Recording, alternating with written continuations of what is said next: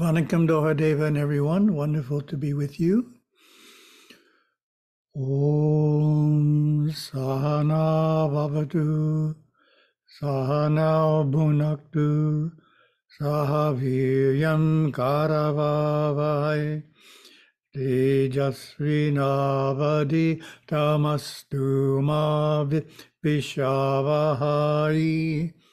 Om Shanti Shanti Shanti. And we'll attempt to share the screen.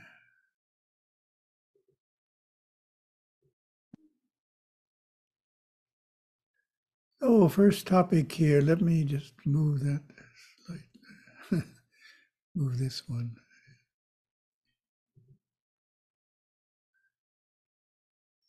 Oh, we're going to look at 14 questions over the next 3 Zoom satsangs. And for the next 2, I'll be traveling. So I've already recorded them. And we're finishing up the 14 questions, questions from satsangs and including our character building. So that's our group of 3 satsangs. This one's live and the next 2 are recorded. So this is a very popular book that still is being distributed at a number of temples. And it all started back in the spring of 1990, a group of teens from the Hindu Temple of Greater Chicago.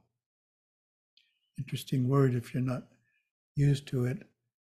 Tamil speakers stumped why it's pronounced Chicago. It's pronounced Chicago because it's an American Indian word. So not English, French, or German. So they wanted official answers. And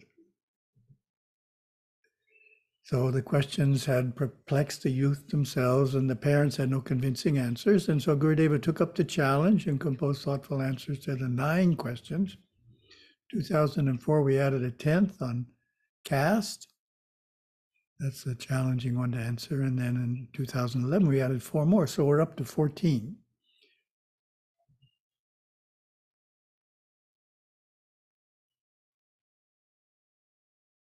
The introduction to the 14 questions states, when the carefully crafted answers may be particularly useful, have you ever been put on the spot with a provocative question about Hinduism, even one that really shouldn't be so hard to answer? If so, you are not alone. It takes some good preparation and a little attitude adjustment to confidently field queries on your faith, be they from friendly co-workers, students, passers-by, or especially from Christian evangelists. And that's, of course, in areas where there's lots of Christian evangelists, such as states like Texas. The Christian evangelists in Texas, their primary religious duty is to go out on Saturday and try and to convert non-Christians to Christianity. Whereas Hindus' primary religious duty is to go to the temple once a week. So they have a different look on conversion than Hindus do. So for each question, there's a short answer, medium length answer, and elaboration. So in our presentation, we're going to just do the long one, the elaboration for the last 5 questions. So we'll just be giving the short answer and the medium answer. So realize we haven't covered all the material, or won't be covering all the material for the first 9 questions.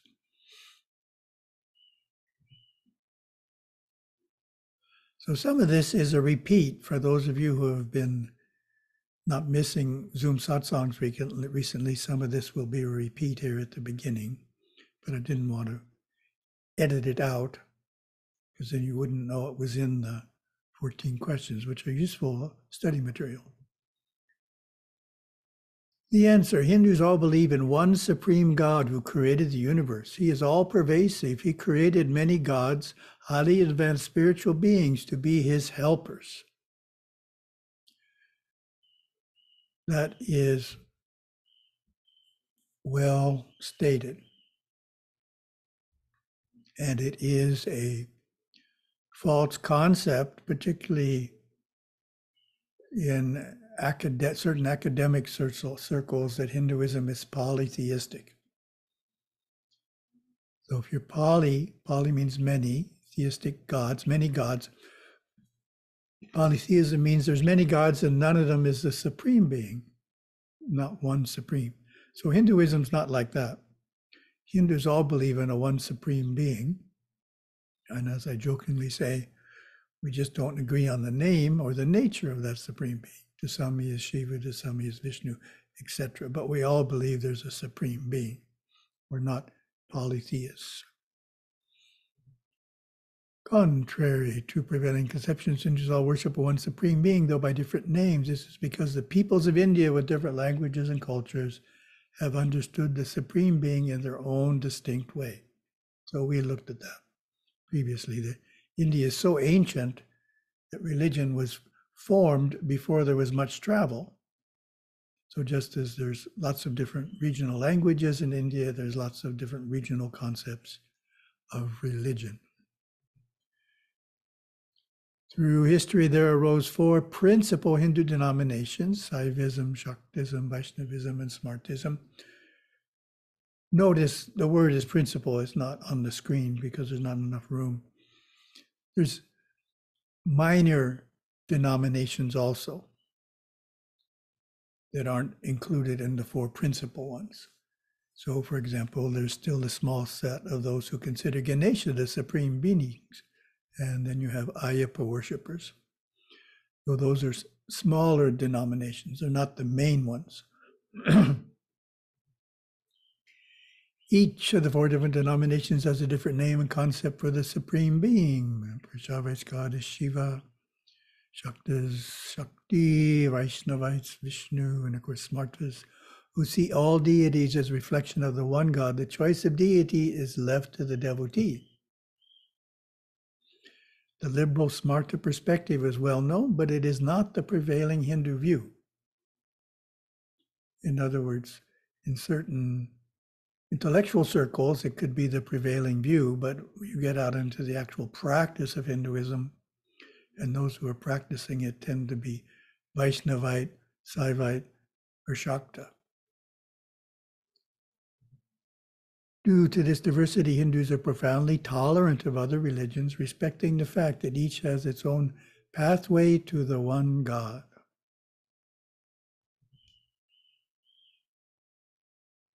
One of the unique understandings in Hinduism is that God is not far away, living in a remote heaven, but is inside each and every soul, in the heart and consciousness, waiting to be discovered. This knowing that God is always with us gives us hope and courage. Knowing the one great God in this intimate and experiential way is the goal of Hindu spirituality. So personal experience, and personal experience is not found in all religions, but in Hinduism, it's required. We need some type of personal experience, which is also called realization or self-realization or God realization, to achieve moksha. So it's a required course. And the second question, do Hindus believe in reincarnation? Yes, we believe the soul is immortal and takes birth time and time again. Through this process, we have experiences, learn lessons, and evolve spiritually. Finally, we graduate from physical birth. Carnate means of flesh, and reincarnate means to re-enter the flesh. Yes, Hindus believe in reincarnation. To us, it explains the natural way the soul evolves from immaturity to spiritual illumination. Life and death are realities for all of us. Hinduism believes that the soul is immortal, that it never dies, but inhabits one body after another on the earth during its evolutionary journey. Like the caterpillar's transformation into a butterfly, physical death is a most natural transition for the soul, which survives and, guided by karma, continues its long pilgrimage until it is one with God. I myself, referring to the person giving the explanation, not to me, I've had many lives before this one and expect to have more. Finally, when I have it all worked out and all the lessons have been learned, I will attain enlightenment and moksha, liberation. This means I will still exist, but will no longer be pulled back to be born in a physical body. Even modern science is discovering reincarnation. There have been many cases of individuals remembering their past lives. These have been researched by scientists, psychiatrists, and parapsychologists during the past decades and documented in good books and videos. Young children sometimes speak of vivid past life memories, which fade as they grow older, as the veils of individuality shroud the soul's intuitive understanding. Great mystics speak of their past lives as well. So do our ancient scriptures, the Vedas, reveal the reality of reincarnation. Reincarnation is believed in by the Jains and the Sikhs, by the Indians of the Americas, and by the Buddhists, certain Jewish sects, the pagans, and many indigenous faiths. Even Christianity originally taught reincarnation, but formally renounced it in the 12th century. It is, in fact, one of the widest held articles of faith on planet Earth. And what is karma? Karma is the universal principle of cause and effect. Our actions, both good and bad, come back to us in the future, helping us to learn from life's lessons and become better people. Karma is one of the natural laws of the mind, just as gravity is a law of matter. Just as God created gravity to bring order to the physical world, he created karma as a divine system of justice. That's a great photograph. That is self-governing and infinitely fair. It automatically creates the appropriate future experience in response to the current action. So as you'll recall, I call that delegation. Sometimes in movies you see that all these requests keep coming into God and God has to answer them individually. It keeps them very busy. In this case, punishments and rewards. So he set up a computer program, so to speak, installed it in the universe. So every action has a pre-programmed reaction. So it takes care of itself. It doesn't keep him busy. It's in place. The Vedas, Hinduism's revealed scripture, tell us if we sow goodness, we will reap goodness. If we sow evil, we will reap evil.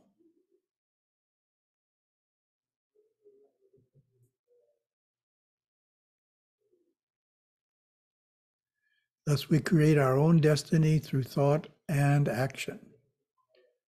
And the divine law is whatever karma we are experiencing in our life is just what we need at the moment, and nothing can happen but that we have strength to meet it. Even harsh karma, when faced in wisdom, can be the greatest catalyst for spiritual growth.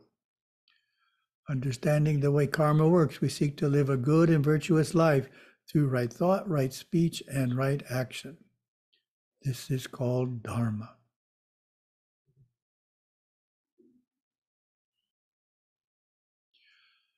Oh, why do Hindus worship the cow? That's a good one. I didn't put a question there, but why don't you give that some thought? How would you answer that if someone asks you, why do Hindus worship the cow?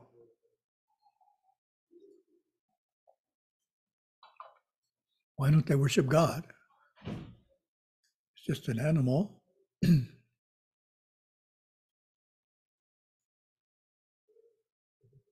See what the answer is.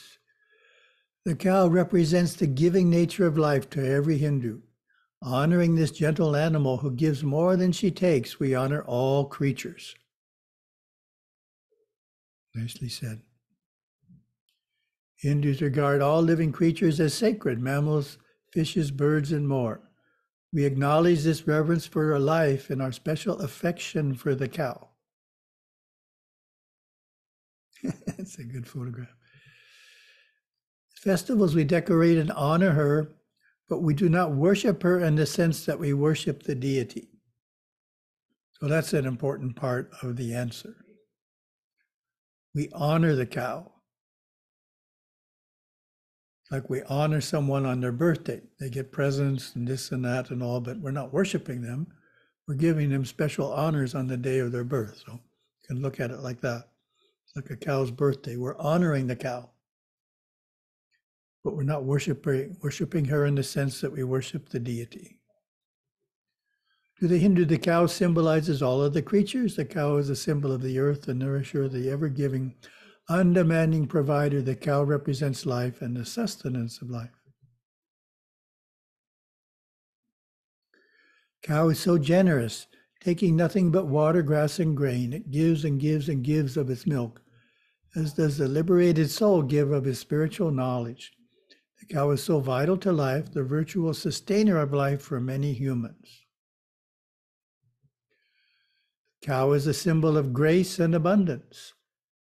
Veneration of the cow instills in Hindus the virtues of gentleness, receptivity, and connectedness with nature.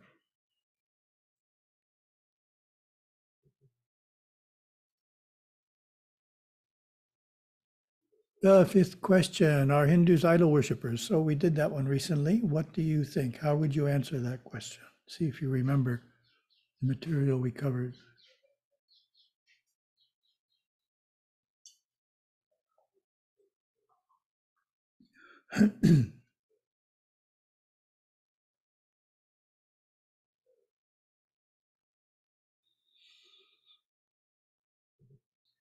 The answer is Hindus do not worship a stone or metal idol as God. We worship God through the image.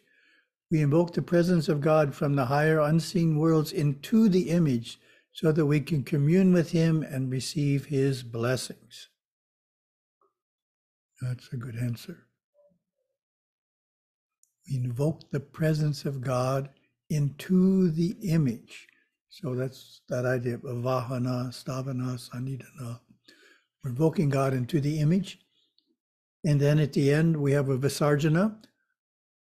We're saying, God, the ceremony's over. You're free to go and bless others in other temples. So God enters the image and then leaves the image. That's the Saivite concept, reflected in the words of the chant. Stone or metal deity images enshrined in the temple are not mere symbols of God and the gods. They are not mere inert idols, but the forms through which divine love, power, and blessings flood forth from the inner world of the gods into this physical world. And we have the telephone. We may liken this mystery to our ability to communicate with others through the telephone. We do not talk to the telephone, rather we use it as a means of communication with another person. Without the telephone, we could not converse across long distances. And without Zoom, we couldn't converse around the world here. And without the sanctified icon in the temple, we cannot easily commune with the deity. We just take the Zoom technology for granted that we can all be hooked up in such a simple way. And inexpensive too. Divinity can also be invoked and felt in a sacred fire, or in a tree, or in the enlightened person of a Satguru. In our temples, God is invoked in the sanctum by highly trained priests. Must be an inner search photo. Through the practice of yoga or meditation, we can invoke God inside ourselves. Yoga means to yoke oneself to God within. The image or icon of worship is a focus for our prayers and devotions. Another way to explain icon worship is to acknowledge that Hindus believe God is everywhere in all things, whether stone, wood, creatures, or people. So it is not surprising that they feel comfortable worshiping the divine in his material manifestation. The Hindu can see God in stone and water, fire, air, and ether, and inside his own soul. Indeed, there are Hindu temples which have in the sanctum sanctorum no image at all but a yantra, symbolic or mystic diagram. However, the sight of the image enhances the devotee's worship.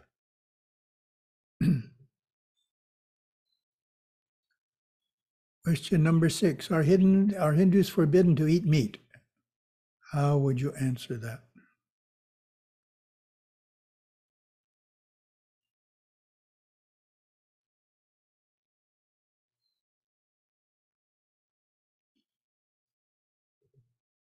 The answer is Hindus teach vegetarianism as a way to live with a minimum of hurt to other beings. But in today's world, not all Hindus are vegetarians.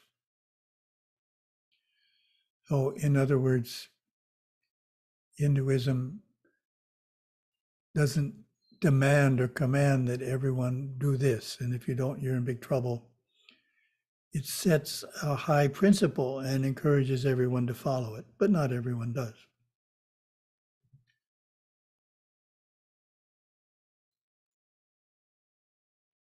Our religion does not lay down rigid do's and don'ts. There are no commandments. Sounds like this what I said. Hinduism gives us the wisdom to make up our own mind on what we put in our body, for it is the only one we have, in this life at least. Vegetarians are more numerous in the south of India than in the north.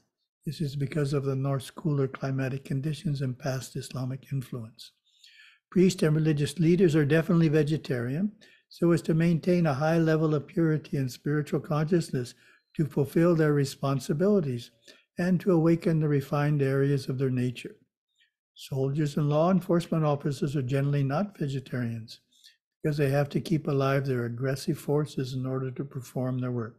To practice yoga and be successful in meditation, it is mandatory to be vegetarian. It is a matter of wisdom, the application of knowledge at any given moment. Today, about 20% of all Hindus are vegetarian.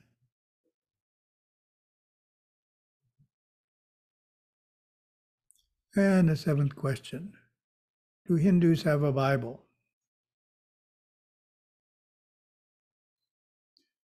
How would you answer that?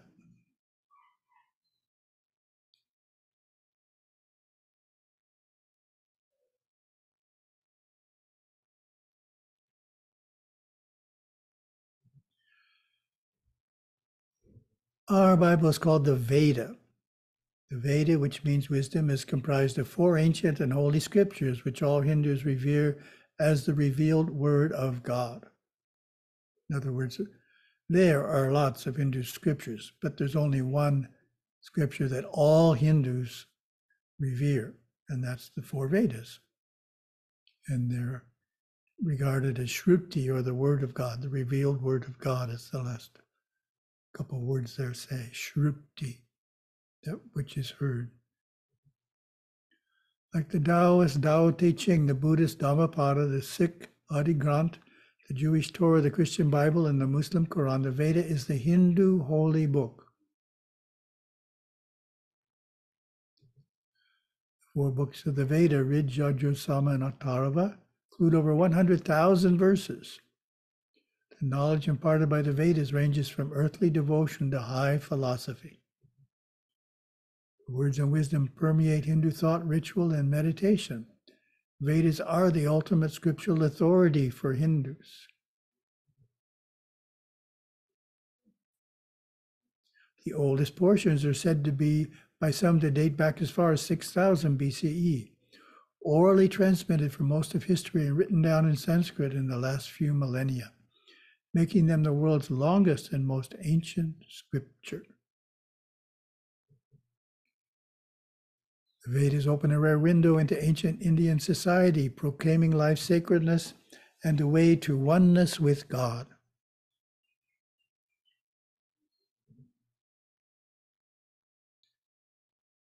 And the 8th question. Why do many Hindus wear a dot near the middle of their forehead? How would you answer that?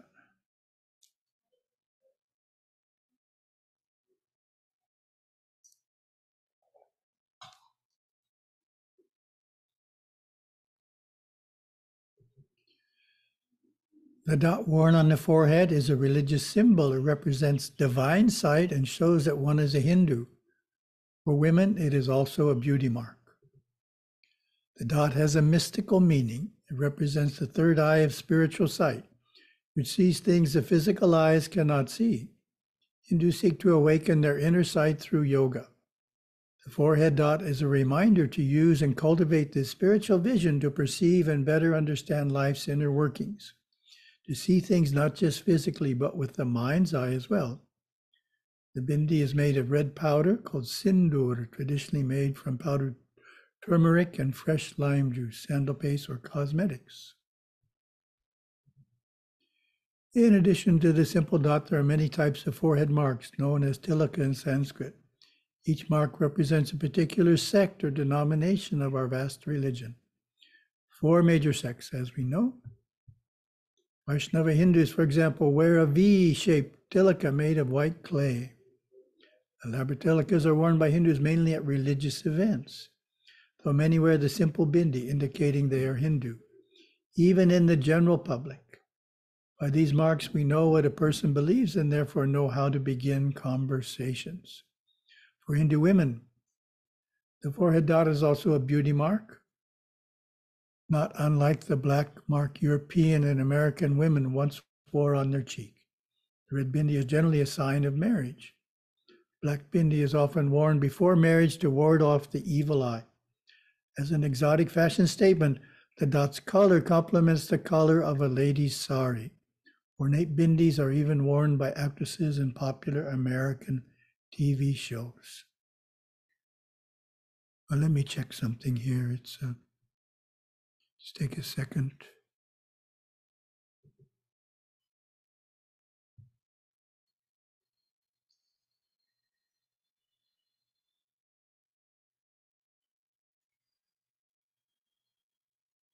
Okay, yes, that's what I was afraid of.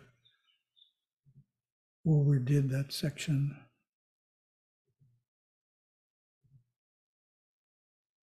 Unfortunately, I did a few too many. So you're going to have a repetition next time.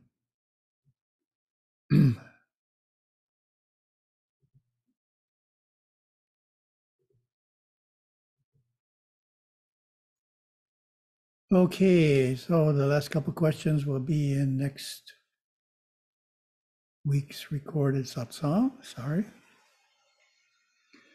Second topic. Questions sent into satsang@hindu.org. From images and observation, it is not uncommon for sages to sit on the skins of deers or tigers. Though I suppose they didn't kill the animal, it still seems hinsa. How does this square with ahimsa? In following Dharma, the only rigid rule is wisdom. Satguru Bodhinatha said, it is a sin to kill the tiger in the jungle, but if he comes into the village, it may become your duty. A devout Hindu would give warnings to scare the tiger or would try to capture the tiger without injury. Probably it would be the most unreligious person in the village who would come forward to kill the tiger if necessary. This in mind, if you were sitting on a tiger skin, it should have been killed in the spirit just mentioned or have died of old age. But practically speaking, it's easier simply not to sit on one. Can't be guaranteed how it was killed. In Dancing with Shiva, it states that the individual soul is a self-effulgent being of light. She evolves through lifetimes. Is there a difference between the soul body and what is termed the subtle body? An excellent question. Probably hear the rain. In the Sharia system, there are 3 Sharia. Sharia means body. So when you're asking the question, how many Sharia does a person have? There's 3. Stula Sharia. Stula means gross. So the gross body is the first one, which means the physical body or the odic body. Sukshma Sharira is the subtle body, also called the astral body. Sukshma means subtle. So gross body, subtle body. Karana Sharira, causal body, the body of the soul, also called the actinic causal body. So that's the soul body. So it's different than the subtle body. So gross body, subtle body, soul body is the Sharira system. There's also the kosha system, which divides the 3 into 5, and then Gurudev also has the 7 principles of man, which divides the 3 into 7. So it's like saying, how many pieces are in a cake? Well, depends how you carve it, right? You can carve it into 3 pieces, 5 pieces, or 7 pieces. It's the same cake. So there's different systems, different ways of dividing up the inner nature of man, and the simplest is the Sharira system of 3: gross, subtle, and soul. Third topic, as usual, character building. Optimism is the 40th character quality. 24 more to go from our character building workbook.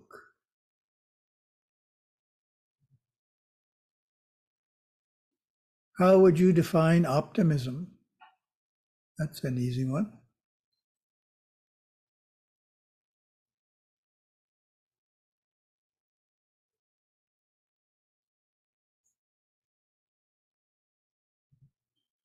The workbook gives this definition. Optimism is the inclination to see the positive aspects of events and have a sense that a successful outcome will be achieved. I cultivate optimism by trusting in Shiva's perfect universe and using positive visualizations and affirmations. The opposite is pessimism. So this is an interesting one, in that some people are generally pessimistic and some people are generally optimistic. I'm sure you're aware of that among your family and friends. Just they tend to always be one or the other. Davis quotes, a positive mental attitude should be held during all the ups and downs that are predicted to happen. Be as the traveler in a 747 jet flying high over the cities, rather than a pedestrian wandering the streets below.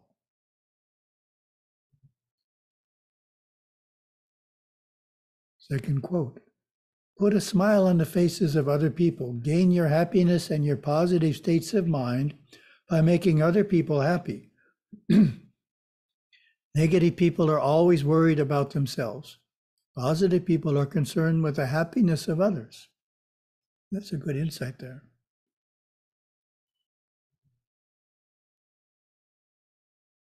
Third quote, a doctor might not tell his patient that he will die in 3 days when he sees the vital signs weakening. Instead, he may encourage positive thinking, give hope, knowing that life is eternal, and to invoke fear might create depression and hopelessness in the mind of the ill person.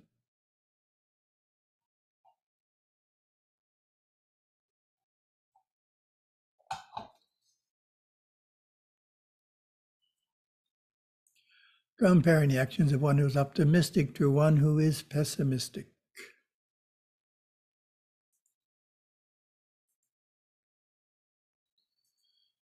Situation number 1, when you and a group of friends get lost on a remote trail, you, optimism, trust in everyone's abilities and know the right way will be discovered.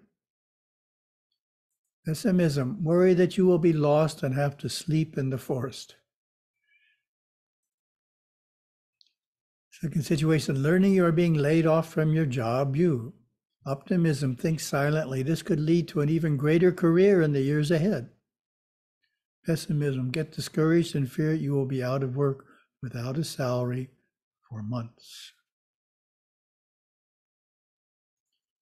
Third situation, when your team's first science lab attempt fails, you, optimism, remain positive and creatively pursue alternate avenues.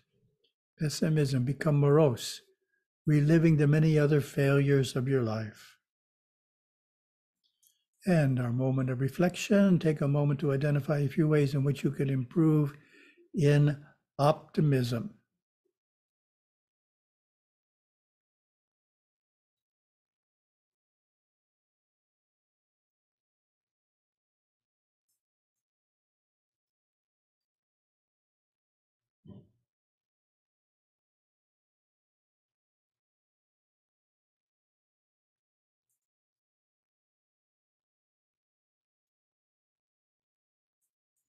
And the assignment for 2 weeks: when a challenge presents itself, keep positive about succeeding and look for ways to move forward. Very good.